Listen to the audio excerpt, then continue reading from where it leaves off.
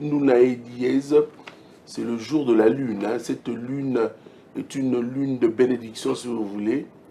Ce matin, je voulais que nous retrouvons notre ambiance folle pour votre détente, en attendant d'autres invités d'arriver à travers cette tranche d'animation politique sur les antennes de la radio-télé du groupe L'Avenir. Mais ce matin, j'ai déjà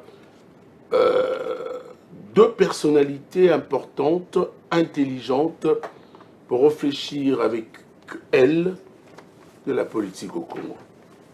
Quand je dis elle, merci de m'ajouter S à la fin. Je vais parler des personnalités. Ça embrouille aussi. Hein, Serge Kalouche, bonjour. Bonjour Tony Coco, bonjour chers téléspectateurs. Et bonjour à mon frère, hein, mon estimé co-débatteur que je retrouve Joe Maele. plaisir. Non, si je disais Joe et Maele à la fois, on allait tout de suite comprendre jusqu'où nous irons. C'est un journaliste, hein, il comprend et il maîtrise les méandres hein, et des émissions. Bienvenue à toi, Serge Kalouche. Merci Tony. Ce matin, bien arrivé, hein? Très bien. Un embouteillage encore? Non. Bon, il est vrai que en partant de chez moi pour déposer nos enfants à l'école, il y avait un petit souci assez fréquent. Je me dis que c'est parce qu'on n'a pas bien calculé les choses ou on n'a pas bien planifié. Vous allez tout de suite comprendre que la commune de Bandalungwa se va être enclavée, si pas encerclée, stratégiquement. On entre par Kassavou-Bourron-Point-Moulard, on ressort par Kassavou-Bourron-Point-Moulard ou encore on va passer par Pharmacie Mokondi, aller de l'autre côté. Donc, du coup, ça complique la circulation. Il y a des embouteillages terribles par là. Mais après, sur l'avenue de la Libération, ex-24 novembre, c'est notre quotidien. Derrière le palais du peuple, entre le palais du peuple et le commissariat général de la police, idem. Donc nous sommes obligés de passer par Willery pour atteindre le centre-ville. Pour moi, ça m'avait permis d'être plus tôt. Donc 7h20 par là, j'étais déjà à l'école des enfants. Et à 8h05, j'étais chez moi. Alors il faut parler également de cette commune de Bandalungwa qui est souvent attaquée en termes de Dame la pluie qui dérange pratiquement cette commune. Oui. On se rappelle d'une date en 1990, il y a eu des pluies diluviennes au pont Makelele. Pont Lunda-Boulou. Pont Lunda-Boulou. Makelele. S'il faut ajouter aussi le complexe sportif Mandal Kitambo, ouais. Kosbaki à l'époque. Vendu, transformé en école et tout, Kosbaki n'existe plus. N'existe plus. Ouais. Alors là, en ce moment, je me rappelle un artiste musicien que j'aimais beaucoup, qui est décédé d'ailleurs au pont Lunda-Boulou, puisqu'à l'époque, Lunda-Boulou était premier. Bavon Marie Siongo Luambo. Ouais. C'est le jeune frère de l'homme. C'était 7 jours après son frère. Bavon Marie-Marie. Non, lui, il est décédé le 5 août 1970. Je parlais encore de deux autres de frères Soki, non. Ah, ok. Bavon Marie-Marie. Ouais, il est décédé le 5 août. De 1970. C'était avant même l'érection de l'actuel pont. Voilà. Et à l'époque, je me rappelle, c'était mon grand-père qui fut gouverneur de la ville de Kinshasa, Lévi Fundu Kota, paix à son âme, qui était d'ailleurs beaucoup d'années PDG de l'office zaïrois de contrôle, aujourd'hui devenu office congolais de contrôle OCC. Et là, je profite de l'occasion pour saluer la DGA de cette entreprise publique, une dame qui travaille tellement bien. Christelle Moabilou. Coup de chapeau à elle, bon, loin de moi l'intention de flatter, on a eu vent, les gens ont parlé d'elle, et elle se distingue des autres. Très bien. J'ai rencontré quelqu'un qui m'a dit, mais attends, elle ne me connaît pas, mais elle m'a signé autant de documents, en toute légalité, elle n'a pas fait traîner les choses. J'ai noté, je me suis dit, ben ça y est, avoir une femme qui se distingue parmi les hommes. Allez, coup de chapeau au comité de gestion de l'OCC. Nous espérons que demain, vous allez nous amener plus loin qu'aujourd'hui, que le contrôle pourra se faire correctement et dans le Nord. Un bon chemin pour Mme Christelle Moabilou à l'OCC. Elle est directrice générale adjointe, hein, si vous voulez, directeur général adjoint, comme vous voulez, mais c'est une dame forte qui travaille bien. Elle était administrateur délégué général de la radio-télé du groupe L'Avenir. Mais aujourd'hui, elle est allée du côté de l'OCC. Tout le monde en parle, l'apprécie, la félicite, cette dame forte. Nous pensons que ce matin, nous allons justement vous souhaiter Un bon début de semaine, Madame Christelle. Je vais en profiter, hein, parce que quand les femmes font bien les choses, on ne doit pas se gêner pour le dire. C'est aussi l'occasion de faire un clin d'œil ou de féliciter une femme battante, très dynamique, Madame Stella Malou, qui est DGA chez Kobil, ensemble avec le DG Placide Mutabunga et le PCA Thierry Mosenepo Mototo. Un frère, voilà, donc cette dame-là, elle se distingue, elle fait bien son travail, elle arrive à se démarquer, et quand on prend toutes ces femmes-là, il y a de quoi pouvoir féliciter les quelques femmes qui se distinguent. C'est comme si on était au mois de mars. Hein. C'est le mois de juin pour toi. La femme, elle est célébrée à tout moment. À tout moment. À tout moment. On ne va pas réduire le couronnement de la femme qu'au mois de mars, je ne pense pas. Voilà. Merci, parce que je suis content parce que, bon, c'est une petite réflexion, mais je suis content, Serge, parce que il y a que des propos dénigrants la femme, hein, pour dénigrer la femme, c'est-à-dire, moi ça tombe en bocaté, donc les femmes ne bâtissent point les communautés, Koliana Moisi, Koliana Ndoki, tout ça un peu. Hein. Mais bon, nous quand même, nous sommes clairs ce matin pour féliciter certaines femmes qui font du bon boulot. Hein. Donc, Madame Christelle Mwabilou, bonne journée à vous, bon début de semaine, et aussi à l'honorable Winnie Mwabilou Mikalokidi, qui est actuellement notre ADG et qui est à l'Assemblée nationale. Nous vous saluons, Madame, et surtout, nous pensons que la journée d'aujourd'hui et cette semaine sera fructueuse pour vous et honorable. Et nous pensons également que Dieu est encore avec vous, car Dieu vous aime beaucoup. Bon début de semaine à vous. Jomaël, bonjour. Bonjour monsieur Tony, bonjour à... Ah, vous nous retrouvez, vous êtes de retour. Hein? Après 2 émissions ratées, je comprends que c'est des forts embouteillages à Kinshasa. Exactement. D'ailleurs, vous êtes notre priorité.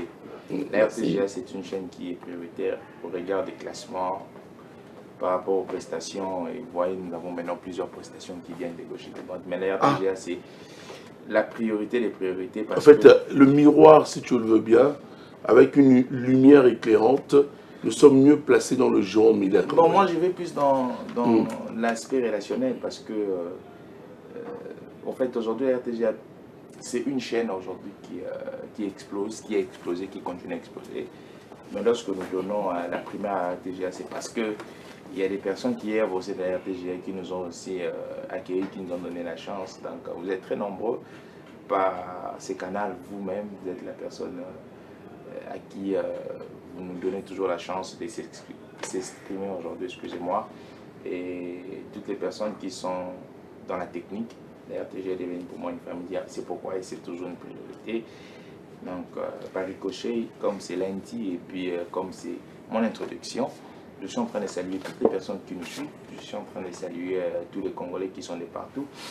Les Congolais qui sont à l'est du pays, qui sont violentés et qui sont discriminés. Aujourd'hui, nous sommes en train de voir un monsieur qui s'est bombé les torses comme chef de l'État et qui a craché sur la mémoire des multiples Congolais qui sont morts. Donc je suis en train de dire ces Congolais qui sont à l'est du pays que nous sommes avec eux, nous soutenons et nous les accompagnons moralement, spirituellement aussi. Et je pense que la paix va retourner, la paix va rétablir pour que la vie reprenne avec toute quiétude. Pourquoi pas saluer aussi M. Serge qui est, je ne dirais pas un co-débatteur parce que nous ne sommes pas dans un débat, mais nous sommes dans un partage idéologique. Nous sommes dans une approche de construction. Nous construisons nos idées pour permettre à ceux qui sont à la maison de pouvoir voir clair, excusez-moi si vous vouliez, et pouvoir élucider de certains faits qui se passent autour de la société. Donc nous sommes là et saluer tout le monde de mon parti politique et mon président Yvon Moundadi qui me suit en ce moment. Et puis, je veux aussi jeter un pic lorsque vous aviez parlé des femmes. Exactement, les femmes font un travail excellentissime. Exactement, les femmes font un travail excellentissime. Vous avez parlé de la DGA, de la RTGA. Je pense que c'est aussi une femme qui se distingue, mais elle doit arrêter à ce que les soupçons soient autour de son nom. Vous voyez, aujourd'hui, la RTGA, c'est une grande chaîne. Vous avez parlé de Madame Mwabilou. ça sent pas la mégestion, ce gel là-bas, à l'OCC, ça sent pas les détournements. On sent que c'est une dame catholique, on sent que c'est une dame qui est très dynamique. Mais contrairement à celle qui gère la RTGA, déjà vous voyez, ça sent un peu la mégestion avec les agents au sein de la RTGA. Souvent, la RTGA est toujours tirée au regard de la situation sociale de ses agents. Je dirais à Madame Mwabilou, Mikalukidi, parce que Mikalukidi, c'est un nom légendaire en République démocratique du Congo, surtout au Congo central. Quand vous partez demander Mikalukidi, c'est quelqu'un qui a beaucoup œuvré, alors qu'elle puisse un peu arranger de ce côté-là. Parce que si la ressource humaine de la RTGA n'est pas bien alimentée, automatiquement, vous verrez des soupçons de la mégestion. Et la mégestion ne se confirme pas seulement par le détournement. La mégestion, ce sont des fautes de gestion. C'est lorsque même aussi la ressource humaine n'est pas bien prise en charge. Merci, Joe Maele. Non, c'est très important. Je crois que vous avez parlé de soupçons. Non, c'est pourquoi je suis en train de dire. Il y a un jargon, il y a un jargon lingala qui dit Ndako Vandarato. Non, madame, excusez, monsieur Tony, c'est très important. Vous êtes la ressource humaine. De toutes les façons, ce n'est pas le débat. Non, ce n'est pas le débat. Je suis seulement en train de tirer une sonnette d'alarme à celle qui gère. Il faudrait qu'elle puisse éviter tous ces mots, tous ces soupçons et tous ces chants qui sortent autour des traitements des personnes, parce qu'ils sont des pères de famille, ce sont des femmes, ce sont des étudiants. Alors il faudrait qu'elle puisse avoir le cœur de pouvoir apporter un traitement de qualité. Quand je parle, peut-être je suis en train d'aborder ce sujet d'une manière très systématique, mais ici je parle plus de la prise en charge des agents de la RTGA. Ça fait sujet des débats et des moqueries. Alors la RTGA, ce n'est pas une chaîne qui doit faire sujet de débats et de moqueries. Donc madame, prenez ça en compte. Parce que si vous ne prenez pas ça en compte, nous qui sommes porteurs de la voix du peuple, nous allons aussi porter la voix du peuple. Porter la voix des agents de la RTGA. Voilà, je disais tantôt le jargon Ningala. Ndago Vandarato et Maïtanga. Mais on dit aussi en Lingala, Mininga et Bambambate. La RTGA fait débat aujourd'hui, fait sujet de plusieurs débats au regard. Non, ça n'a pas commencé aujourd'hui. Je préfère récupérer la parole. Non, j'ai dit non. Non, pourquoi vous préférez récupérer la parole? Parce que la Bible nous dit, si vous êtes fidèle dans le petite chose, je récupère la parole en tant que présentateur chef du plateau. Je vous le conseille. Mais la Bible nous dit, si vous êtes fidèle dans la petite chose, vous serez fidèle à une grande chose. Vous avez parlé du transfert, de la migration de celle qui était avant elle. Elle a géré ici et puis elle est allée dans l'OCC. Quand vous gérez mal un fait privé, automatiquement vous allez très mal gérer le fait qui est public. Le fait public, c'est l'État. Donc il faut commencer d'abord à bien améliorer la gestion de ce qui est privé. Le privé, c'est la RTGA. Il faut améliorer les conditions de travail. Il faut améliorer la considération de la ressource humaine. Merci, Joe. Surtout la considération de la ressource humaine. Vous êtes en train de me damer le pion, les minutes. Merci beaucoup, Joe Maele, pour votre avis. C'est juste l'introduction. Nous ajoutons également Jean-Claude Nganzoa, qui a l'habitude de venir à temps, mais aujourd'hui, je me pose la question, qu'est-ce qui s'est passé? Mais bon, on comprend. Les embouteillages à Kinshasa. Bonjour, Jean-Claude Nganzoa. Bonjour. Je rappelle qu'il est proche également de ministre d'État, ministre de la Justice et garde de Sceaux, Constant Moutamba. Merci d'accepter cette invitation, puisqu'en ce jour, on en parle du ministre à tout moment. Et bien, sinon, ça va? Non, ça va en tout cas. Bonjour, M. Tony Coco. Je salue également mes co-débatteurs avec qui nous allons partager ce plateau. Merci. Je présente également en tout cas mes excuses la fois passée parce que je n'avais pas pu honorer suite à des obligations professionnelles. Ça nous avait vraiment empêché. Et je pense que ici, avec les co-débatteurs, nous allons parler de la République pour l'intérieur de la République. Merci. Bienvenue à vous, Jean-Claude Nganzoa. J'ai déjà 3 personnalités présentes pour parler. Vous savez, le terrain judiciaire, mesdames et messieurs, en République démocratique du Congo, se trouve approvisionné, si vous voulez bien, ces derniers jours, avec presque chaque intervalle de temps, des cas de poursuites judiciaires à l'encontre de certains acteurs politiques dans cette panoplie.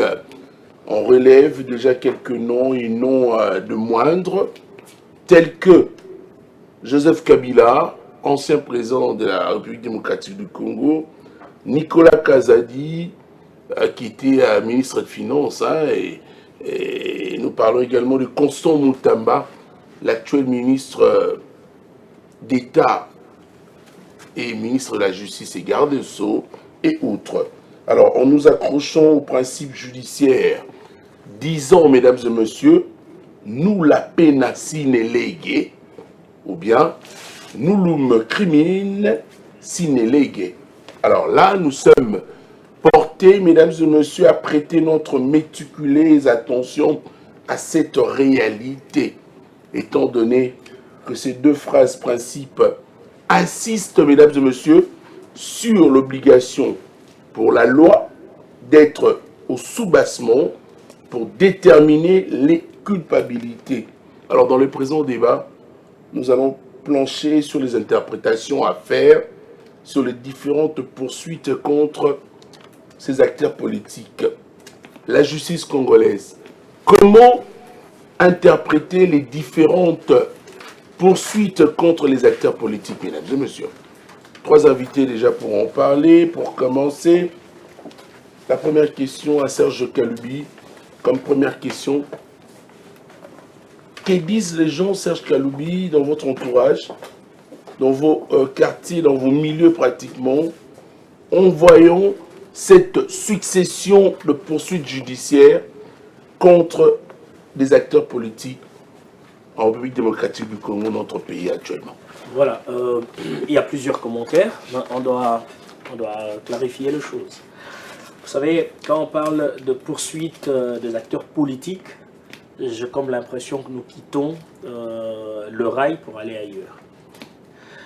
Il y a de poursuites à l'endroit des gestionnaires, des actuels ou des anciens gestionnaires par rapport à ce qu'ils ont eu à poser comme acte dans leur gestion. Et de par cette gestion, on a besoin d'une clarification quelconque. Au niveau de la cité, oui. Quand vous évoquez la question du sénateur à vie Joseph Kabila, les avis sont partagés. Et d'autres langues se taisent carrément. Mais on applaudit la décision pour dire voilà, il était temps, on doit le poursuivre, on doit l'arrêter. Au moins pour une fois, on a osé. Il a fallu attendre qu'il y ait ce gouvernement-là pour pouvoir oser. Mais nous n'allons pas nous voiler la face. D'autres personnes aussi se disent, ben non, on ne devait pas le faire, ça fragiliserait la démocratie. On ne devait pas le poursuivre parce que finalement, il y a des clauses signées. Un ancien président de la République, son statut et tout. Voilà, nous ne savons pas faire l'échantillonnage dans le chef de la population, mais les quelques voix que nous avons pu récolter, c'est là. Si vous abordez la question de Nicolas Kazadi, et évidemment le député Serge Nicolas Kazadi, les avis sont partagés. Actuellement, si ma mémoire ne me trahit pas, il est poursuivi par rapport à la dénonciation. C'est qu'on a pleuré calomnie ou quoi, où il a dévoilé des secrets d'État, mais il a dit de vérité, tenant compte de sa gestion. Et si nous nous fions à ce qui se dit ou ce que nous avons pu suivre à travers les réseaux sociaux, il y a quelques jours, il y a encore une vidéo qui est en train de se rapprocher à la vidéo de l'honorable Serge Nicolas Kazadi, le gouverneur de la province de l'Ituri, qui est en même temps commandant des opérations. Il a dénoncé, en parlant, ben voilà, les troupes ici ne bouffent que pendant 15 jours, sur les 30 jours et tout. Ce sont des dénonciations qu'on doit prendre au sérieux et ouvrir des enquêtes là-dessus. Je crois que s'il va aller apporter la lumière, oui. Mais ce qui est sûr, c'est que nous ne revenons pas sur la question de lampadaires, de forage. Parce qu'on avait suffisamment commenté là-dessus.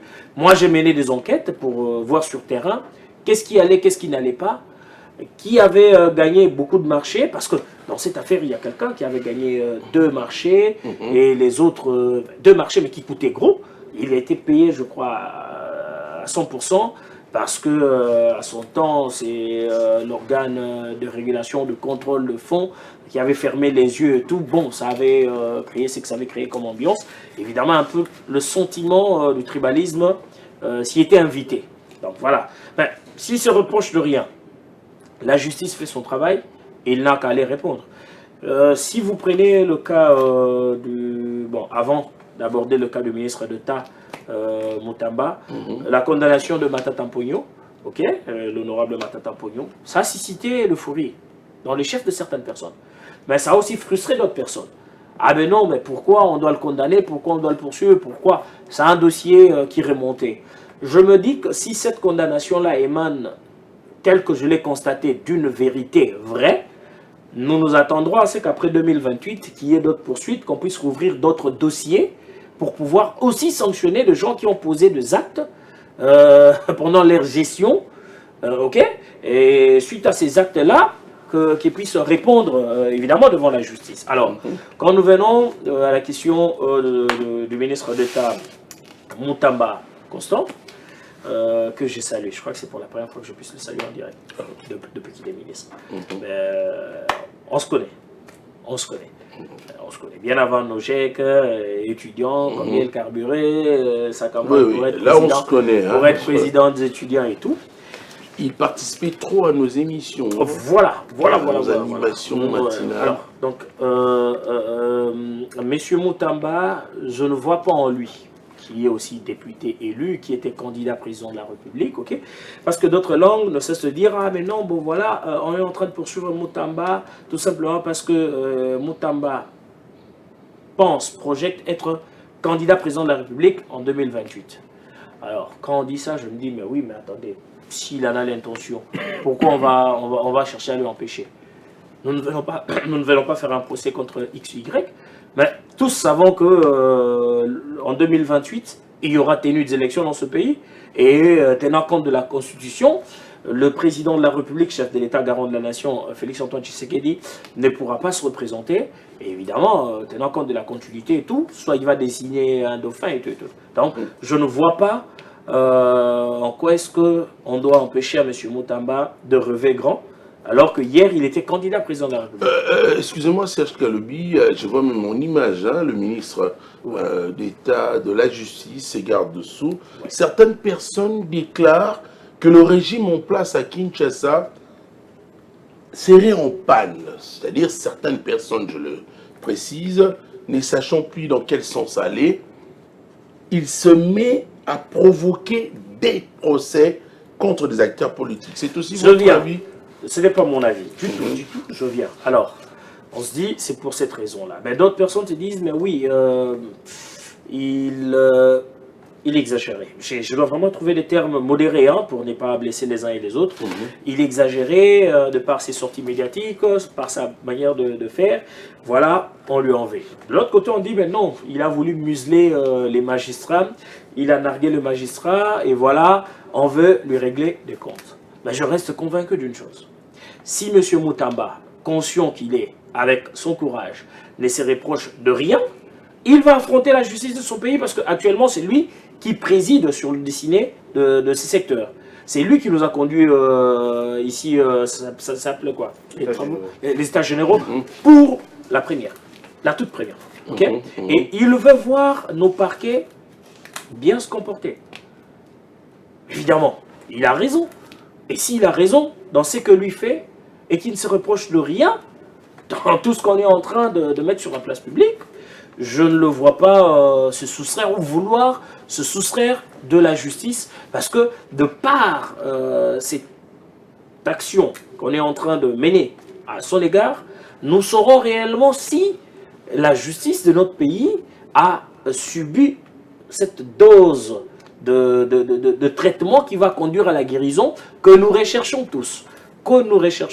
Parce que je viens vous dire une chose, c'est une vraie vérité qui me choque pendant longtemps, ou depuis un bon moment. Il y a des gens que l'on condamne ici, que l'on condamne à Kinshasa, je ne parle que de Kinshasa, sans raison. Parce qu'on devait avantager un Chinois qui vient porter plainte contre un sujet congolais, mais qui n'est pas l'auteur, alors que c'est les Chinois qui a détourné. En place sous map, 4 jours, mère de famille et tout ce qui va avec. Après, c'est à peine des excuses pour dire, mais non, ça ne doit pas avoir lieu. Quand on lui dit que plus de cachot au niveau de parquet, ça doit énerver aussi certaines personnes. Je pense bien. Mais par rapport aux poursuites, vraiment, je reste. J'ai suivi notre document. Bon, ça a continué aussi à défrayer la chronique. Quand le rapporteur était en train de lire notre réquisitoire, je ne sais moi, tenant compte de ses propos, au palais de la justice, s'attaquant, citant et tout, et tout, et tout. Ça nous avait gênés. Je me dis, bon, s'il a fait ça, humainement parlant, il a des émotions et tout, et tout, et tout, mais on pouvait bien éviter ça. Mais est-ce que c'est ce qui doit occasionner d'autres poursuites? Je reste entre les guillemets et moi je fais confiance à M. Vaudet. Bon, on les appelle le procureur. Hein. Ouais, PR. Le procureur général Vaudet, quelqu'un d'intègre, un homme qui craint Dieu, et je ne le vois pas glisser dans des sentiments d'injustice. Que les ennemis de la justice, que les ennemis du ministre d'État Constant Mutamba ne puissent pas en profiter pour commenter selon leur volonté et pour créer ou vouloir créer un climat de déséquilibre entre le 2 ou entre le 3. Merci Serge Kaloubi. Alors, John Maëlé, est-ce un signe ou une expression de l'indépendance de la justice ou c'est la revanche de la justice aux politiques? Merci beaucoup, M. Tony. Je pense que je ne veux pas adopter cette thèse de la revanche. Moi, j'adopte la thèse de la respiration de notre démocratie. Vous saviez, nous sommes un pays, nous sommes un pays aujourd'hui qui, au fur et à mesure, est en train de se maturer dans les pratiques démocratiques. Et les théoriciens nous disent que la démocratie a des principes. Parmi les principes de la démocratie, il y a l'indépendance de la justice. Et je pense aujourd'hui, du fait que ça bouge un peu de partout, ça montre à ce que comment est-ce que notre démocratie est procédurale, est en train de maturer. Car je parle de la maturation. La maturation, c'est une démarche, c'est une procédure qui permet à ce qu'on puisse grandir, on puisse acquérir une certaine sagesse.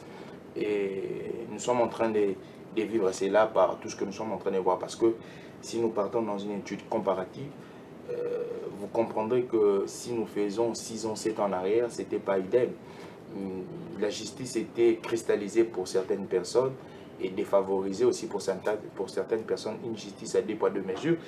Mais aujourd'hui, moi je suis en train de vous dire, il y a plusieurs personnes aujourd'hui qui sont traduites en justice, qui sont autorités. Par exemple, j'ai vu les directeurs généraux et les directeurs généraux adjoints de la caisse de péréquation être interpellés par les Sénats. Hier, j'ai vu encore un soupçon de prétendu détournement à la RSP où tout est à l'œil nu. Et on parle aujourd'hui, je parle des prétendus, hein, on parle aujourd'hui de la ministre de l'Environnement, Mme Bazaïba. Ouais.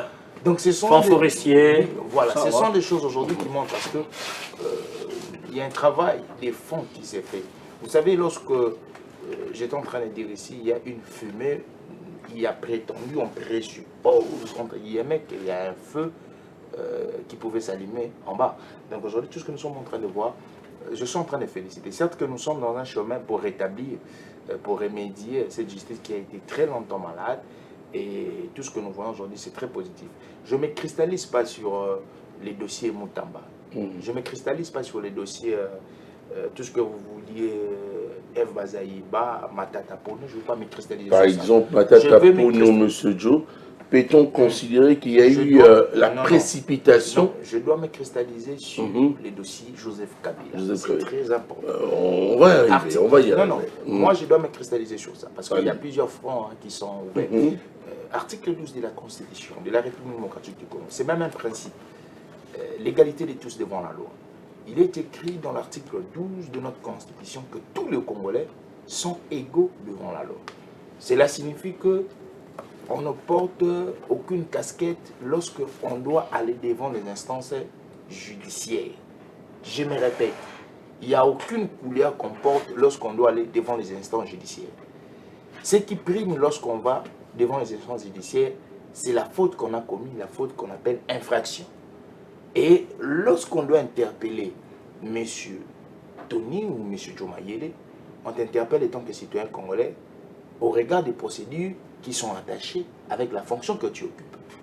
Mais la loi ou les instances juridictionnelles doivent rendre la justice équitablement parce que tu es citoyen des faits. Aujourd'hui, M. Kabila, qui est citoyen des faits, M. Kabila qui a géré cette nation, M. Kabila se trouve porté par des charges. M. Kabila se trouve incriminé, des infractions très gravissimes. Et lorsqu'il faudrait ouvrir un champ juridictionnel contre ces messieurs, ça tire de partout, ça tire de gauche, ça tire de gauche. Moi je dis c'est non. Il faudrait que nous puissions cesser avec cette approche-là, cette approche élevée du surestime et de la considération. Nous avons vu Zuma être arrêté, nous avons vu Sarkozy être arrêté. Je me pose la question, Sarkozy est-il un chien et Joseph Kabila est-il humain? Ou Zuma est-il un gorille et Joseph Kabila est-il humain? Tous ces sont mais le humains. Cas de la levée des immunités ici, Joseph Kabila, est-ce que la justice militaire se montre-t-elle pressée? Monsieur Tony, ce n'est pas pressé. Ce sont des charges gravissimes qui portent autour de M. Kabila. Lorsque on collabore avec les ennemis de la République pour semer du désordre, lorsque on collabore avec des groupes insurrectionnaires pour semer du désordre, M. Tony, lorsqu'il y a des supputations autour de la personne de M. Kabila, il faudrait qu'on puisse s'intéresser à ces dossiers. Il faudrait que M. Kabila puisse répondre. Si M. Kabila aujourd'hui avait un bon sens d'un humain réfléchi, d'un humain qui a fait des études normalement, qu'est-ce qu'il devait faire? M. Kabila devait nous prouver la dose de la citoyenneté, qu'il vienne en bonne et due forme, rentrer et se présenter devant les instances juridictionnelles. Vous savez, M. Tony, lorsque la procédure de droit est mal formulée, on a la possibilité d'attaquer cela. On a la possibilité de pouvoir saisir les juridictions pour dire que la procédure est biaisée. M. Kabila n'a-t-il pas d'avocat? C'est ça les questions qu'il faut se poser. Aujourd'hui, M. Kabila n'est pas un mythe dans ce pays. M. Kabila a trouvé ce pays, il partira, il laissera ce pays et nous aussi. On ne doit pas faire une justice caporalisée autour des fonctions. Non, la justice est incolore. Comme l'eau potable est incolore, la justice aussi est incolore. La justice ne porte pas de couleur. La justice vise l'effet de rendre la société équitable, d'éviter tout déséquilibre. Il faut un peu voir les sociétés socialistes, comment est-ce que ça marche. Donc moi je pense aujourd'hui, je dois me cristalliser sur les dossiers Kabila. M. Kabila a fait du mal exagéré à la République. M. Kabila doit répondre de ses actes. Vous avez vu les actions de M. Kabila aujourd'hui. Donc vous pensez que c'est rendre la justice exactement à la nation. Hier j'étais en train... Vous savez aujourd'hui, si vous parlez de M. Kabila à Mme Coutinho, elle peut vous cracher. Maman Amy. Elle peut vous cracher dessus. On a monté toute une scène pour prendre M. Coutinho, les mettre en prison. Et j'étais en train de regarder, j'étais en train de suivre, vraiment, j'étais en train de suivre ces parcours. Vous parlez de quelle scène? Congo. À ce moment-là, nous avons le Congo. Les avis sont partagés. Les avis sont partagés parce que le colonel qu'on avait trouvé, gardé chez le pasteur Coutinho, ça faisait partie déjà des infractions. Vraiment, mais la manière dont on l'a traité, il est vrai que c'est condamnable. Mais il y a eu des infractions. Il y a eu entre guillemets, ça c'est on dit les avis sont partagés. Moi je parle d'un M. Kabila qui enlève un père de famille dans son bureau, entre guillemets, qui est accusé des infractions, mais qu'on enlève, qu'on amène, qu'on vandalise, qu'on brutalise. Et cette manière de faire, en tout cas, ce n'est pas une bonne manière de faire. Déjà, la justice n'a pas tenu compte de toutes les infractions commises pendant l'exercice de M. Kabila. On n'a pas tenu compte de ça. Parce que M. Kabila a tué, M. Kabila a vandalisé, M. Kabila a commis l'injustice. Mais la justice n'a pas tenu compte. La justice tient compte des faits que M. Kabila a commis en dehors de sa fonction en tant que président. C'est quoi ces faits? C'est la participation criminelle, atteinte à la sûreté de l'État, l'espionnage. Quand vous lisez le code pénal, même si vous donnez les informations, quand vous lisez, je crois que c'est les derniers livres du code pénal, lorsque vous donnez même les informations à l'ennemi concernant la République, vous êtes poursuivable. Oui, évidemment. Mais qu'est-ce que M. Kabila a fait? Il a fait plus que les informations. Lorsque nous allons avancer, moi je vais vous poser des questions. M. Kabila, selon les informations, pour qu'il arrive à Goma, il a transité par Kigali, il est venu à Goma. Mais M. Kabila est gardé par qui? M. Kabila est gardé par ces personnes qui sont ennemies de la République. Ces personnes qui ont tué. C'est là encore renforce les griefs, renforce les charges portées contre M. Kabila. Parce que toutes ces personnes qui collaborent avec M. Kabila aujourd'hui, ce sont des personnes ennemies de la République. Ce sont des personnes, si on doit juger un génocide, un crime contre l'humanité, c'est au regard d'un quota de personnes tuées. Aujourd'hui, Nanga a déjà commis un génocide. Nanga, c'est un génocide. Au mois de janvier, il en a tué 8000 citoyens congolais. Je ne parle que de janvier pour la ville de Goma. Voilà. C'est là où je voulais atterrir. Lorsque Nanga a atterri à Goma, c'est plus de 8000 Congolais qui sont tués. Et dans les quotas des Nations Unies, c'est déjà lorsque vous atteignez 3000, 4000, vous êtes génocidaire. Ouais, Mais comment est-ce que vous allez pacter avec un génocidaire? Qui pacte avec un génocidaire est aussi Alors, quand les médias internationaux pensent à, je dirais, braquer toutes ces activités, nous montrer également, nous brandir toutes ces activités de Joseph Kabila à Goma, vous pensez que Joseph Kabila, sénateur à vie, ex-président de la République démocratique du Congo, est en train de défier la République? Bon, c'est un travail qu'il a fait depuis longtemps dans l'ombre. Aujourd'hui, il est en train de porter les maillots. Vous savez, lorsqu'on est tricheur, on peut ne pas l'afficher, mais un jour, ça va s'afficher. Aujourd'hui, M. Kabila est en train d'afficher sa tricherie. Vous savez, il y a eu toujours des rumeurs portées sur le nom de M. Kabila. Depuis le jour où il a atterri au pouvoir, depuis le jour où il a été coopté, jusqu'à aujourd'hui, il y a toujours eu des rumeurs autour de son nom.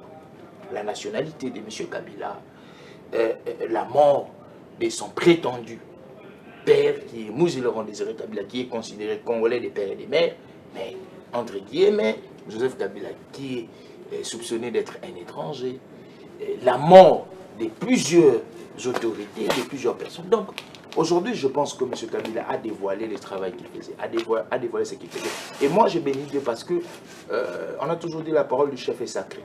Le chef de l'État, Félix-Antoine Tshisekedi, a dit dans un média international que Joseph Kabila est avec l'AFC, il est le parrain de l'AFC. Mais plusieurs personnes ont dit, mais M. Tshisekedi fait toujours des communications ratées, M. Tshisekedi aime toujours déambuler et patauger dans ses communications. Mais aujourd'hui, la personne qui aime patauger et déambuler dans ses communications, nous sommes en train d'authentifier cela. Et nous avons vu Kabila rire avec, même la posture que Kabila a pris, en train de rire avec Nanga. Vous n'avez pas vu ça. Comment quelqu'un, si on se prétend être patriote, ça signifie qu'on a une dose de considération même envers les morts. Parce que le patriotisme ne s'arrête pas seulement envers les vivants, même envers les morts. Les morts qui sont tombés, les compatriotes congolais qui sont tombés.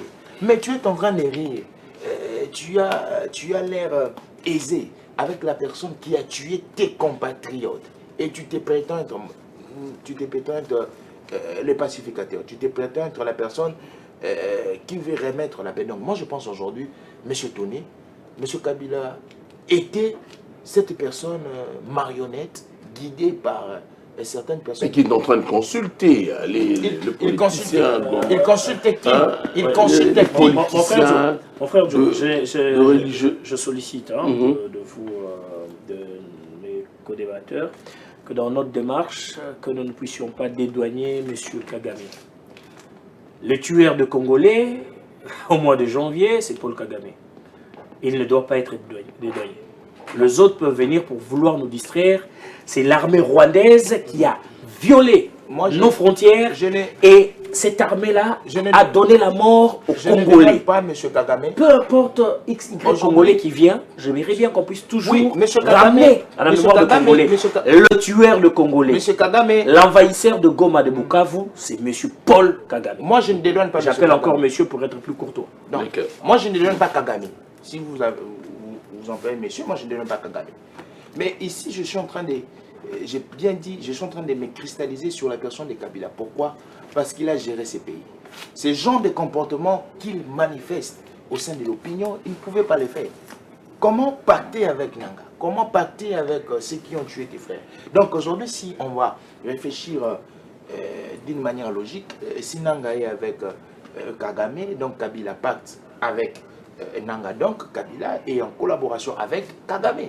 Donc aujourd'hui aussi, ça se voit à l'œil nu que c'est depuis la nuit des temps que M. Kabila nous faisait une politique de maquillage, une politique de make-up, comme les femmes aiment bien le dire, au pouvoir en train de condamner Kagame, mais lorsqu'il est hors pouvoir, il a fait 3 communications. Une communication en Namibie, 2 en Afrique du Sud, sans pourtant condamner Kagame. Il fait une communication entre guillemets adresse à la nation. Je ne sais pas s'il voulait s'adresser aux arbres ou aux véhicules résidant en République démocratique du Congo, sans pourtant condamner Kagame. Donc nous pensons qu'avec tous les éléments que nous avions, tous les indices que nous avions, M. Kabila doit répondre de ses actes. S'il ne répond pas de ses actes, les sons des Congolais crient, ça va crier. Et lorsque ça va crier, il mourra. Il mourra d'une manière atroce. Kabila qui se présente à un anniversaire du roi Chouati, hein, et on annonce l'avènement, l'entrée importante du président de la République démocratique du Congo. Comment voyez-vous cela? Donc, qu'est-ce qu'on peut comprendre par là? C'est fait sciemment ou ça fait partie des erreurs protocolaires. Ah, okay. Soit c'est fait sciemment, soit ça fait partie des erreurs protocolaires, parce que moi je me rappelle, nous étions en mission au niveau de Tadjikistan, en Asie centrale. On devait débattre sur la question de l'eau, l'avenir de l'eau et tout et tout. La délégation congolaise, conduite par le ministre de l'énergie et des ressources hydrauliques, son temps maître Jeannot Matalinenga Gamanda, il se fait que sur le véhicule qui conduisait la délégation congolaise, on a mis les drapeaux du Congo-Brazzaville. Alors je m'arrête, j'arrête le protocole. Je dis, ben, excusez, ça ce n'est pas le drapeau de mon pays. Ah, mais comment? Je prends mon téléphone, je fais voir, je dis, c'est ça les drapeaux de mon pays. Imprimez ça pour mettre là. Et le ministre est venu, il a dit quoi? J'ai dit, mais ça c'est un incident diplomatique qu'il ne faut pas tolérer. Et nous devons considérer la présence de Kabila, le modérateur qui parle du président de la République. C'est là où je viens pour dire que soit c'est fait sciemment, soit ça fait partie d'erreurs diplomatiques. Il faudrait maintenant aller en profondeur pour comprendre, parce qu'il ne peut plus être appelé président de la République. C'est le président honoraire, oui, mais il ne peut pas être reçu avec... le sénateur à vie. À les présidents honoraires, au nom de leurs amitiés, de leurs rapprochements, ça s'arrête là. Ou alors, eux, dans leur intelligence voilée, ils ont pu peut-être discuter avec le protocole de l'autre côté pour faire glisser cette erreur-là sciemment, pour que ça soit dit, mais voilà, là-bas, c'est lui qu'on a appelé président de la République, qui se veut être un mauvais rêve, un cauchemar d'ailleurs, pour dire, on l'a appelé président de la République. Mais qui ne sait plus qu'il ne l'est plus? Qui n'est pas conscient que ça fait plus de 6 ans qu'il n'est plus, qu'il ne préside plus sur notre destinée et tout. Ok? Mais l'appeler ainsi, je dis, sont des entorses diplomatiques qu'il faudrait pas tolérer. Mais qui avait représenté le Congo à cette cérémonie? Est-ce la délégation congolaise était invitée ou la personne de Joseph Kabila a été invitée en tant que personne intuitée? Il faut poser plusieurs questions. Comme c'était... Il y a une erreur commise. Hein? Moi, je pense que c'est... Il faut... Grave. Hein? Tout part du contexte de la manifestation. C'est une manifestation... privée, s'il faut le dire. Oui, c'est une manifestation privée. Un anniversaire. Un anniversaire. Alors, ça, c'est pas... je ne prends pas ça dans les cadres diplomatiques, parce que dans les cadres diplomatiques, c'est plus les contacts officiels avec les États où il y a des invitations formulées. Et ici, je pense que ça relève des relations entre le roi des Eswatini et puis Joseph Kabila. Donc, si il y aurait une invitation, ça allait être une invitation officielle et par rapport aux relations. Donc, moi, je pense que c'est une chose qu'on ne devait pas s'atteler sur ça. Mais la manière dont on a traité Joseph Kabila, ça doit aussi, à notre gouvernement, nous donner une certaine sagesse. Parce que M. Kabila, vous savez, c'est un anglophone. C'est un monsieur qui travaille beaucoup avec les pays anglophones. Et les relations diplomatiques entre la RDC et les pays anglophones dont Kabila passe, ça doit donner une certaine réflexion à nos autorités pour savoir comment est-ce qu'ils doivent traiter avec ces personnes. Vous voyez, les Kenyans par exemple. Les Kenyans, c'est un pays déjà qui nous cause trop de la peine. Mais Joseph Kabila part restructurer les PPRD au Kenya. La restructuration qu'il a fait récemment. Un pays anglophone. Un pays anglophone. Nilotique également, mais bon. Anglophone, c'est très. Vous voyez tous ces éléments. Dans l'analyse politique, c'est très important pour arriver dans une conclusion hypothétique. C'est très important. D'abord, c'est un pays nilotique. Et les personnes qui nous combattent aujourd'hui, c'est plus les nilotiques. Les nilotiques. C'est un pays anglophone. Moi, je ne compte pas le Rwanda parmi les pays francophones, entre guillemets. Le Rwanda, c'est un pays anglophone. C'est un pays anglophone. Si c'est la francophonie, c'est... Nilotique également. Oui, nilotique, c'est une intrusion systématique. L'AFC a été lancé où? Au Kenya. L'AFC des Nanga. L'AFC au Kenya. Les M23 au Kenya. Repli stratégique du M23 au Kenya. Donc, Bitassimwa, Kenya. C'est lui, il y a un monsieur dont on parle de moins en moins. Comment il s'appelle le premier porte-parole du M23. Bissimwa. Non, c'est pas Bissimwa. Bissimwa, c'est lui. Ngoma. Non, le farfelu, il est venu après ici. Il y a le pasteur, un gars qui se faisait passer pour le pasteur. Il a sa résidence ici à Météo, à Midza Météo. Son nom m'échappe. Si je vois le gars. Il a été mandataire aussi au niveau de l'FPI et tout. Donc si vous voyez, donc il faudrait que notre gouvernement réfléchisse à deux poids sur ces pays-là. Parce que pas en décalé. Il s'est fait passer pour un gars de aujourd'hui est porteur, je dirais, de la vision non. Thomas Lubanga, c'est un rebelle condamné, on a commis juste... Donc je dirais qu'aujourd'hui, vous allez... la vision dévastatrice de la République démocratique du Congo passe aujourd'hui par ces pays-là. Vous voyez, par exemple, aujourd'hui, l'Ouganda, le Burundi fait exception. Mais le reste de ceux-là qui sont anglophones, le Burundi est un pays francophone. Oui, entre guillemets aussi. Non, ça fait vraiment un pays un francophone. Moi, je ne tiens pas. En fait, pourtant, on croyait que dans les accords, on parlait du Kenya, que c'était une lueur de espoir. Non.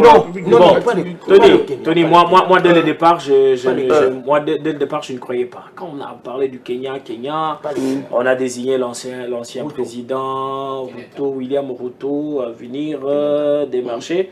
Je me suis dit, souvenez-vous, les forces de... C'est pas Samir, qui composait les forces de EAC. Oui. Arrivé ici, en tête, le commandant c'était un général kenyan. Oui. Qui a démissionné. Il a dit quoi?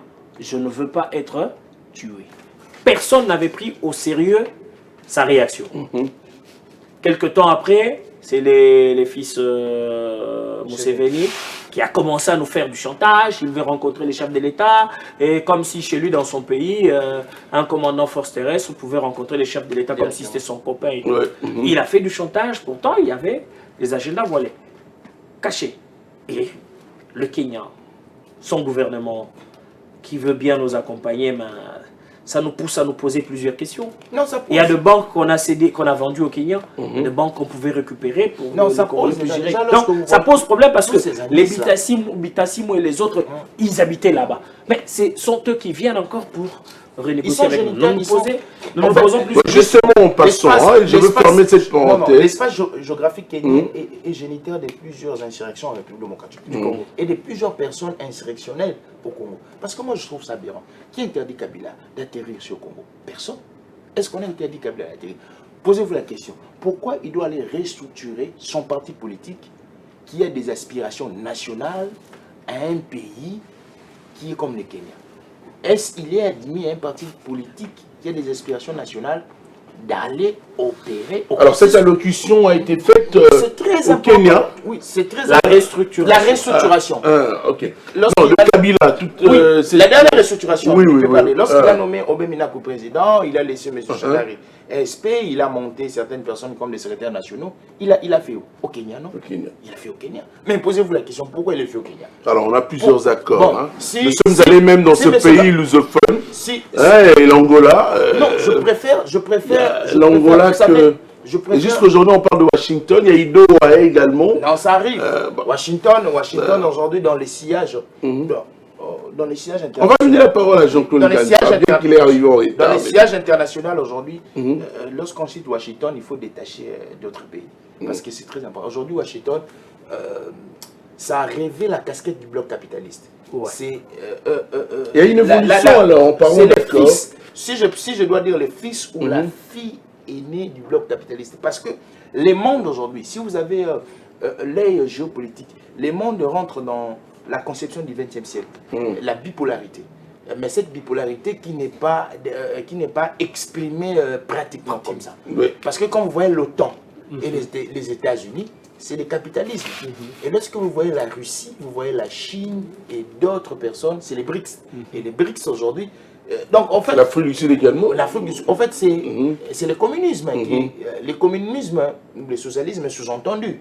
Alors, pour ne pas entrer dans cette bipolarité qui a créé la guerre froide, on reste dans ces genres d'institutions, OTAN, BRICS, mais l'esprit et la réunification de ces pays, ça nous rentre dans le XXe siècle. Et même les puissances militaires aujourd'hui, les combats, même du point de vue technologique, vous voyez aujourd'hui, c'est la Russie qui court vers l'Afrique, la Russie qui fait l'opposition, Ibrahim Traoré aujourd'hui qui est sécurisé par les Russes, rejeté par les Français et les Américains. Donc, quand on voit seulement cette bipolarité, automatiquement nous rentrons dans ça. Et lorsque nous parlons des États-Unis, un médiateur du conflit RDC-Rwanda, attention, ça a une lueur d'espoir, attention à M. Kabila, attention à tous les acolytes, à moins que ces personnes-là puissent jouer un jeu. Quand je dis ces personnes, M. Kabila et ses acolytes puissent mieux proposer à Washington, mais à l'heure où nous sommes, c'est très difficile. Quand nous parlons de la nouvelle technologie, M. Kabila, M. Félix Tshisekedi a compris qu'il faut traiter avec des personnes, qu'il faut ouvrir une brèche. C'est quoi? L'exploitation des minéraux stratégiques. Et lorsqu'on offre l'exploitation des minéraux stratégiques, automatiquement, ils trouvent bien des causes et ça vous donne un poids. Vous êtes arrivé en retard pratiquement aujourd'hui, mais nous arrivons à la fin de ça. Jean-Claude Ganza, vous avez la parole. Avec vous, puisque vous, il faut parler également, on a cité votre autorité morale, Constant Mutamba, et il faut dire que le ministre d'État chargé de la justice et garde-sceaux, à peine commencé, avec des bonnes initiatives, je dois le dire à la télé en direct, mais bon, actuellement dans des mauvais draps. Il est même question de le dépouiller de son immunité. Ça a été déjà fait, je crois. Non, pas encore. Nous attendons encore, enfin, qu'il soit bien déchiqueté par la justice congolaise. Une question. Nullum crimen sine lege. Vous êtes avocat, et alors, pas des crimes sans référence à la loi. Jean-Claude Ganza, selon vous, cet acteur politique est coupable de quoi? Juste pour éclairer le public qui est en train de suivre cette tranche d'animation politique. Merci beaucoup, M. Tony, de nous avoir invités pour voir comment éclairer l'opinion publique face à cette cabale montée de toutes pièces, pour voir comment ternir l'image de l'excellence Constant Mutamba, saper les efforts qu'il a menés, qu'il a entrepris depuis sa prise de fonction. Et voilà, les ennemis de la République sont en train de travailler pour voir comment réduire son efficacité. Je pense que, en tout cas, pour une fois, vous avez vraiment été injuste. Vous m'avez... J'étais vraiment dans les oubliettes. Je me disais, mais est-ce que j'aurai le droit de pouvoir parler? Je pense que vous allez me laisser en tout cas... Je vous laisse d'ailleurs jusque vers la fin de cette émission, parce qu'il ne nous reste que quelques minutes. Allez-y, on va débattre ensemble maintenant. Monsieur Tony Koko, analysons. Le ministre de la Justice, l'excellence Constant Moutamba, lorsqu'il a pris ses fonctions dans ce secteur, il a fait l'état des lieux. Et il a décelé le point fort ainsi que le faiblesse de son secteur. Nous tous, nous souffrons de la justice. Le président de la République avait même dit pour dire que écoutez, la justice est malade. Vrai, la justice est malade. Cependant, l'excellence Constant Moutamba a levé l'option de pouvoir organiser les états généraux de la justice. Puisque la justice est le malade, nous sommes obligés, acteurs de cet appareil, société civile, tous ceux qui composent en fait, pour que nous puissions trouver une thérapie de choc adaptée à la guérison de cette justice qui était malade. Les États généraux avaient presque eu plus de 10 jours où les intelligences de la République, les têtes passantes, étaient en train de réfléchir pour voir comment trouver une thérapie de choc. Il y a eu plus de 360 recommandations à l'issue de ces États généraux. Les ennemis de la République, ceux qui préfèrent rester dans l'obscurité, ont commencé leur combat depuis ce jour pour voir comment freiner le long de réformes. Je m'en souviens, prenant la parole pendant cette période, le ministre de la Justice, parce que c'était un débat houleux. Et ses ennemis, ses dictateurs, étaient dans la salle où ils empêchaient des initiatives pour voir comment guérir cette justice qui était malade. Je me rappelle, le ministre de la Justice à l'époque l'avait dit. Ce que nous sommes en train de trouver, ce que nous sommes en train de faire ici, c'est un travail pour la République. Est-ce que les résolutions, les réformes que nous allons trouver pour guérir cette justice est pour moi? C'est pour la République. Est-ce que pour une fois, serions-nous responsables pour que nous puissions trouver des voies missives afin que la justice puisse souffler?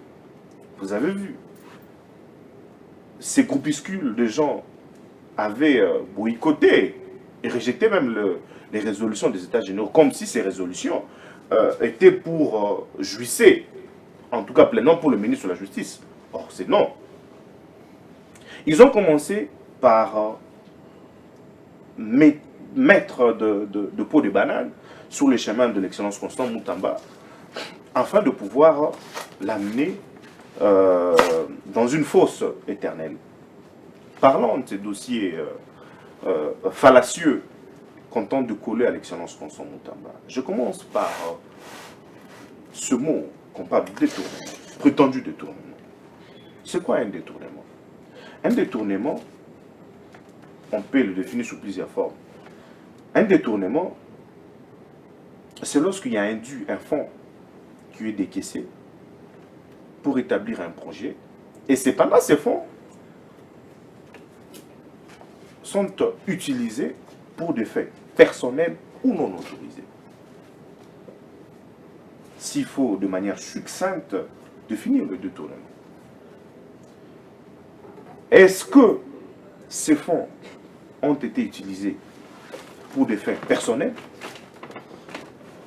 Est-ce que ces fonds ont été utilisés ou sont pris des orientations non utilisées? Et vous avez vu comment est-ce qu'il y a eu des réquisitions en réquisition. Je vous donne une question en tête, mais allez-y, allez-y. Lorsque nous étions en train de dire que le ministre de la Justice, vous savez, quand tu es ministre de la Justice, vous remplissez de valeurs qui ne vous permettent pas de pouvoir jouer le jeu de mafieux de la République. Vous savez combien d'entreprises mafieuses que vous avez mis en place? Je suis ministre de la Justice. Combien d'entreprises mafieuses que vous avez mis en place? Combien de personnes qui ont fait de ce système leur vie normale? Parce que nous étions en train de vivre l'inversion des valeurs. Où de mauvaises valeurs devenaient, à la place publique, de bonnes valeurs.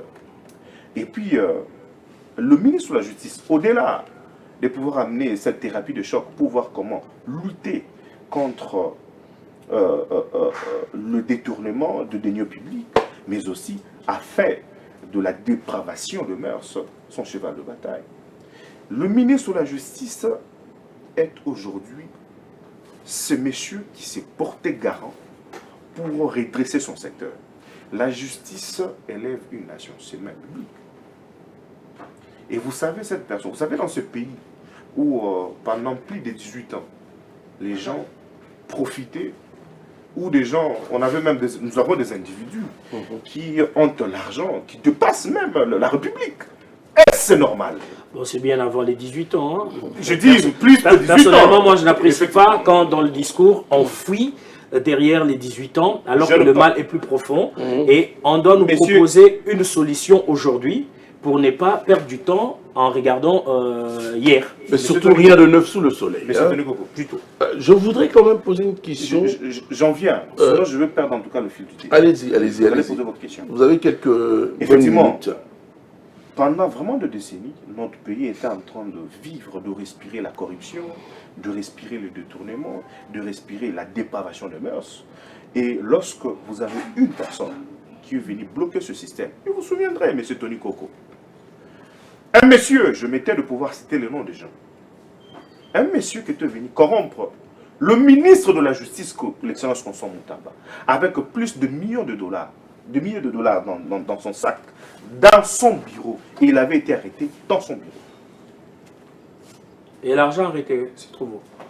Très bonne question. C'est ce qui m'intéresse. Effectivement, il avait été déféré au niveau de la justice. Le ministre de la Justice avait donné injonction.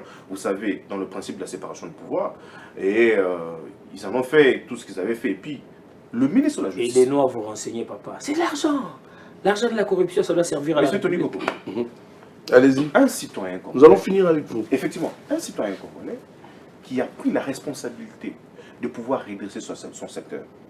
À l'époque, ceux qui vivaient avec des nationalistes, je peux citer de Simon Kimbangu ou de Lumumba, ne se rendaient pas compte de la lutte, du combat qu'il était en train de mener. Aujourd'hui, l'excellence Constant Moutamba est la personne ciblée par tous ces gens, mais pourquoi? Les ennemis de la République. Mais je vous ai parlé, M. Tony Coco. Lorsque tu refuses le mafia dans ce pays, écoutez, vous êtes une personne à battre. Lorsque tu refuses de collaborer avec tous ces gens qui ont maintenu la République dans cette obscurité éternelle, qui ont besoin qu'on puisse s'enrichir, comme si le poste au niveau de ce pays n'appartenait qu'à eux, parce que les opposants également du président de la République, d'autres sont également dans sa famille politique. Effectivement, en fait, nous sommes habitués dans ce genre de système où les gens s'interchangent de rôle. Il y a une nouvelle majorité qui se crée. Bon, pour voir comment projeter le perspective d'avenir, vous allez de l'autre côté et nous allons voir comment. Et après, ils se soutiennent mutuellement. C'est une question d'État, c'est une question de nation, c'est une question de survie de tout un peuple. Soit nous changeons, soit nous demeurons dans un bon débat ce matin, mais malheureusement, nous arrivons le temps. Je voudrais quand même soit nous changeons, soit nous demeurons dans ce état. Je vous dis, en fait, j'aimerais bien comprendre, parce que celui qui est dans le droit, comme je l'avais dit, n'aura pas peur d'affronter la justice. On ne doit pas multiplier de panel pour expliquer ce qui est vrai. Mais c'est Tony Coco, je dis, ces combats acharnés contre le ministre, c'est pour freiner toute personne qui va amener l'idée de pouvoir impulser un vent nouveau. Et c'est une guerre de génération. Il y a de ceux qui refusent de pouvoir aller en retraite pour que les jeunes que nous sommes, que nous puissions également prendre les devants, comme le voyons dans d'autres pays. Faites ça, mais aussi, une petite minute, s'il vous plaît. Mais aussi, la guerre de pouvoir déraciner tout un système. Parce que c'est aussi une guerre psychologique. Si aujourd'hui, prenons l'hypothèse que Moutamba est affaibli par ces guerres, cet acharnement, qui peut encore prendre le courage, un jeune, de pouvoir porter le combat allant dans le même sens que Moutamba? Alors, il n'est pas irremplaçable, c'est qui est sûr. Je ne dis pas que... Nous saluons son arrivée, nous saluons son courage. Je ne dis pas... Évitons de faire croire à M. Moutamba qu'il est irremplaçable. Sous la rigueur, c'est caractérisé. Constant Moutamba, ma dernière question. Dis-moi, Jean-Claude Ngwanza, il y avait aussi de la mégestion? Monsieur Tony Coco, en tout cas, je suis en train de... Je demande en tout cas à mes co-débatteurs. Lorsque vous étiez en train de parler, j'étais tellement calme en train de vous expliquer. Allez-y. Effectivement. Allez, ça arrive. Il s'agit de la République. Il s'agit de questions sensibles. Quelques minutes, s'il vous plaît. La vie de Constant Moutamba doit être protégée par nous tous. Alors, autant que la justice de notre pays doit être protégée par nous tous, autant que la vie de Constant Moutamba. Vous voyez que mon temps d'antenne est encore. Je pense que allez-y. S'il faut porter Constant Moutamba, il ne faudrait pas dire que c'est une guerre des générations. Des générations. Parce que il y a... Il fallait me laisser non, déjà, l'expression guerre des générations, ça frise même le vieux qui se... S'il vous plaît, c'est une guerre des valeurs et des valeurs. Là, vous bien parti. Allez-y. Une guerre des générations... Mais Félix, nous allons laissons épiloguer cette tronche calmement. Il était de quelle génération? Il est arrivé en retard, oui, mais il a ses minutes. Non, Félix, tu sais quelle est de quelle génération? Allez-y. As-tu de quelle génération? En tout cas, moi, je respecte nos co-débatteurs. Allez-y. Je respecte ceux qui sont en train de nous suivre. Non, c'est les débats, en fait, effectivement, ça oui, arrive. On s'est tiré un peu... Si vous m'auriez en tout cas laissé le temps de pouvoir finir tout ce que j'étais en train de dire, j'allais chuter par là. Parce que cette guerre est multidimensionnelle. J'étais en train de déceler en tout cas, cas par cas et dimension par dimension. Alors, parlons de ces dossiers. Nous tous, nous avons suivi. Nous tous, nous avons vu. Et aujourd'hui, le ministre de la Justice a même dit qu'il n'a pas peur. Il ne se reproche de rien. Il a dit qu'il va affronter la justice pour éclairer la lanterne dans ces dossiers. Alors il faut comprendre ceci. Si vous êtes cette personne, que tous ces gens, vous savez, M. Tony Coco, à l'espace de 3 jours, il y a eu 2 réquisitions sur la même personne. Il faut, en tout cas, je ne pense pas que nous tous, enfin, faut souffrir de l'amnésie pour ne pas comprendre tout ce qui est en train de se passer. Tous ces gens veulent ternir son image. Ils ont besoin de la tête de Constant Moutamba. C'est pourquoi j'invite les Congolaises et Congolais que nous puissions vraiment être éveillés. Parce que les Constant Moutamba sont tellement nombreux. Et dans beaucoup plus de secteurs. Il y a d'autres qui incarnent même ce courage, l'envie de pouvoir changer la République, plus que ce Constant Moutamba. Nous en connaîtrons d'autres en tout cas. Protégeons les gens qui ont l'envie de pouvoir changer notre société, qui ont l'envie, le courage de pouvoir impulser, aider le chef de l'État, de pouvoir faire avancer le pays dans ces contexts où nous sommes envahis par l'agression rwandaise. Ça donne une autre image également à la politique, le régissinnement de la classe politique aujourd'hui. Pourquoi est-ce que je parlais de cela? Vous avez suivi l'intervention du député Baudin Mayou. Comment est-ce qu'il a qualifié la jeunesse? C'est triste en tout cas. Vous voyez la volonté manifeste d'une génération qui ont refusé et qui résistent. Il ne faudrait pas généraliser. Baudin Mayou, non. Déjà, Vital Kamere, qu'est-ce qu'il a dit? Non. Moi, vous voyez un député, tout ce que le député dit, sur toute une jeunesse. Non. Moi, je suis contre.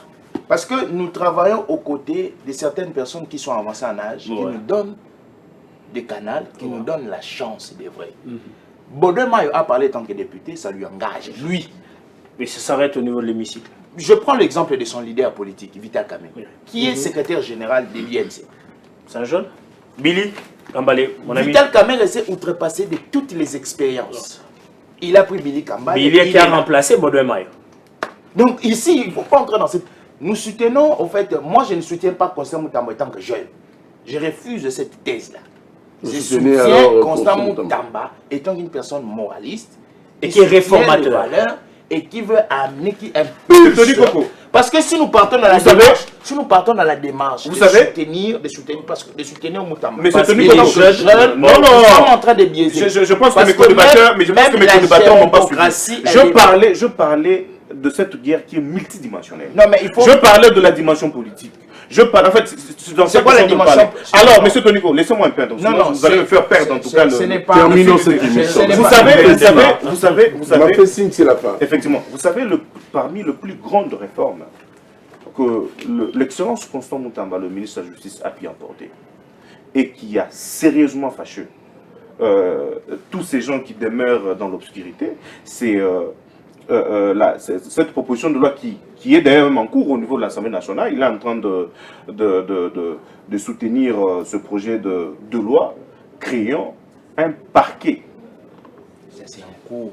Mais moi je vais vous dire, ce qui a fâché certaines personnes, c'est le fait qu'on ne puisse plus payer les frais judiciaires évidemment. Au lieu de personnaliser le réforme, je crois qu'on doit changer de tact ou de stratégie de communication. Allez-y, c'est que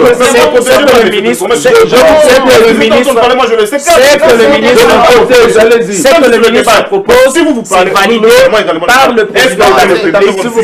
Parlons de réforme, pas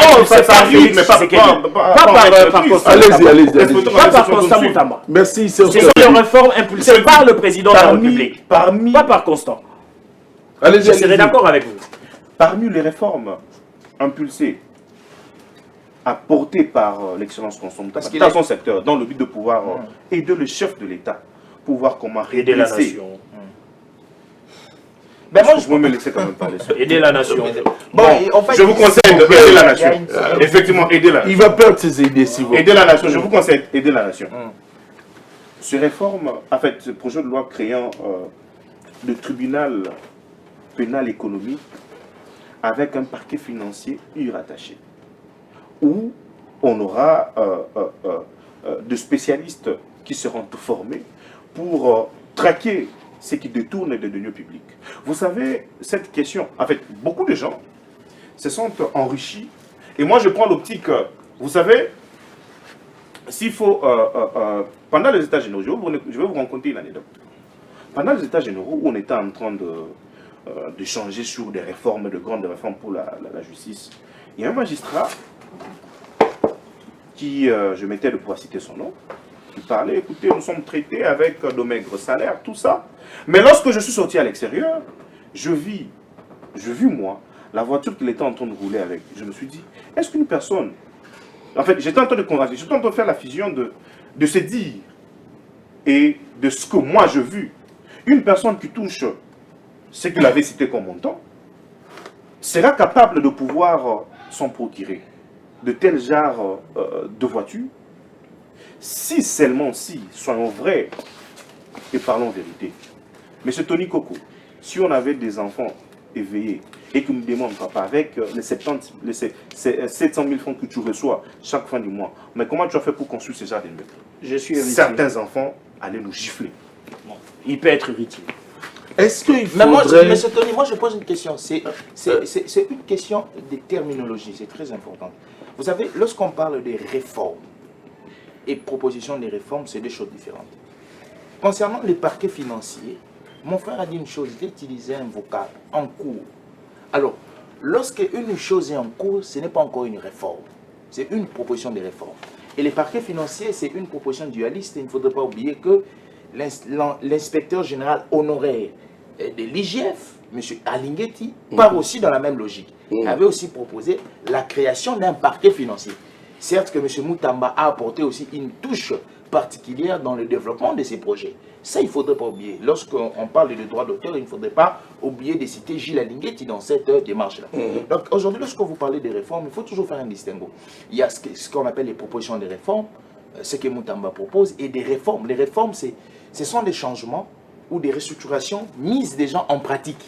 Alors ici, lorsque nous parlons du paiement des frais judiciaires dans les banques, ça c'est une réforme forte. Nous applaudissons parce que ça a été proposé, c'est mis en pratique, et aujourd'hui nous sommes en train de l'utiliser. Mais les parquets financiers et tout ce que vous voulez, les tribunaux économiques, c'est une proposition des réformes. Est-ce qu'il y avait une mégestion avec Non, non, je ne parle pas des mégestions, mais je parle des fautes administratives. Vous savez, en administration, il y a ce qu'on appelle les fautes graves, il y a ce qu'on appelle les fautes légères.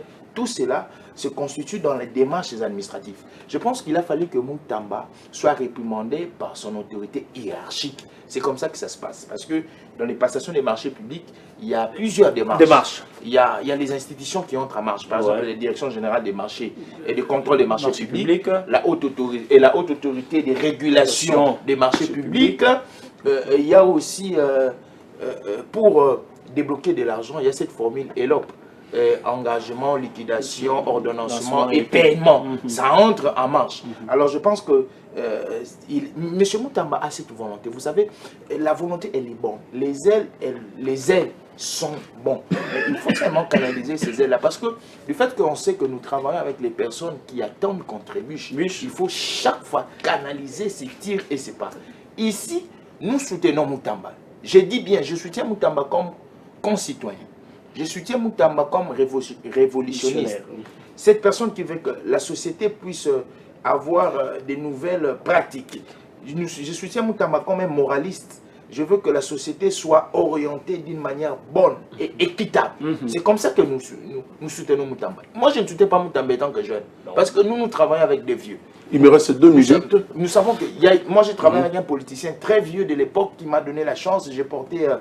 J'ai été dans son antichambre. Aujourd'hui, je travaille avec Yvon Moundadi qui est dans les soixantaines. Moi, je suis dans... Je ne vais pas dire. Mais quand on voit, on sait que... Donc, ici, on reste dans cette logique-là.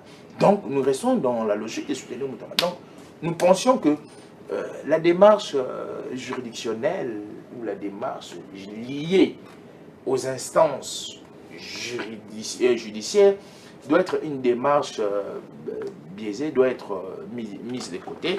Je pense que Madame Suminoa, c'est d'abord une femme. Elle doit avoir le cœur des mamans. Et puis elle doit réprimander son fils. Parce que lorsqu'on analyse... Il y a quelques tractations entre la première ministre et toutes les gestions. Le ministre de ça la arrive Justice. Partout. Ça arrive partout, dans toutes les gestions. Il n'y a pas une gestion... une gestion qui est miroitée catholique, mais dans le fond, il y a toujours des petites... il y a toujours des coquilles. Je m'allais les merci, il ne me reste que 1 minute. Serge Kaloubi, c'est votre dernier mot pour l'émission aujourd'hui. Ici, on aborde très rapidement les règles de l'éthique, le bien et les mal. Alors, Serge Kaloubi, devant de personnalités politiques qui sont en train de détruire l'image du pays par de cas de détournement d'argent, que doit-on faire d'elle? On doit sanctionner, et sévèrement. Sanctionner et sévèrement. À chaque fois que l'on ne sanctionne pas sévèrement, nous retombons dans le comportement du passé.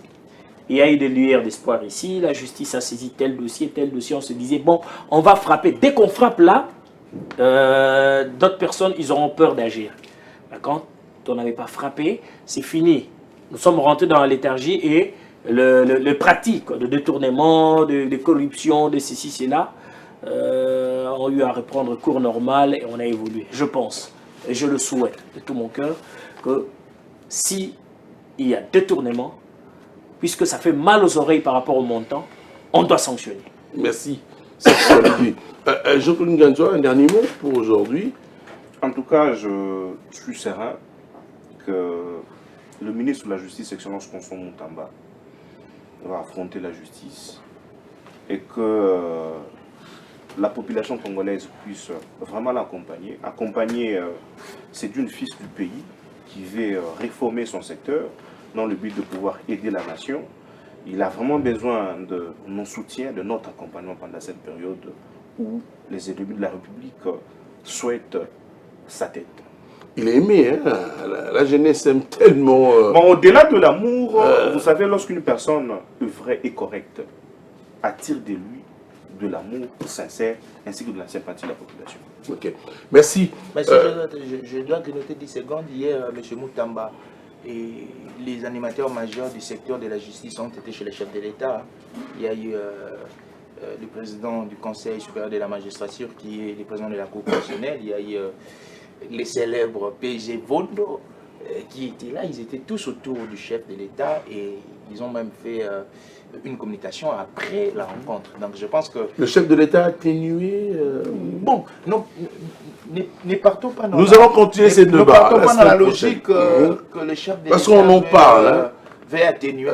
Le chef de l'État côté non, ne partons pas dans cette logique-là. Le chef de l'État veut seulement dire à toutes ces personnes, nous avons Kabila, qui est le mal de la République. Il faut cristalliser d'abord nos regards sur Kivu, après on peut... Ce n'est pas pour autant qu'on doit laisser faire d'autres. C'est atténué. C'est atténué. C'est la fin de cette tranche d'animation que vous aurez en rediffusion ce soir sur le bouquet Canal Plus numéro 365 à partir de minuit déjà. Vous aurez la rediffusion également demain, mardi. Encore, vous aurez, bon, c'est déjà minuit, c'est déjà mardi, hein, mais bon, le même demain encore, vous aurez en rediffusion sur nos antennes. On essaie de faire quand même quelque chose, bien que venu à peine dans la politique. Mais Madame Mouabilo aussi, ces émissions qui sont très éducatives, il faudrait donner plus de temps. C'est très important, ça, Madame. Ce n'est pas, ça, c'est pas elle. Non, parce que la direction de programme et la direction de production. Elle a le pouvoir d'injonction sur vous. Entre le directeur Tantois et Madame Mikalouki. Et Fiestambou également, qui est sous-directeur de production. Mais et Fiestambou, qui est chef et qui est subalterne. Ok. Ça tire de D'accord, merci Joe Maélé. Non, elle peut donner, elle peut instruire. Ça a été un réel plaisir, s'il vous plaît.